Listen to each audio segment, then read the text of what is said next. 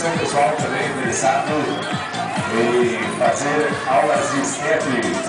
A professora Ana Amélia está chamando vocês lá no local da oficina, ali na esquina do colégio PPG. Lembrando você também que está presente no primeiro dia do desafio aqui em Santa Antônio das Missões, que hoje temos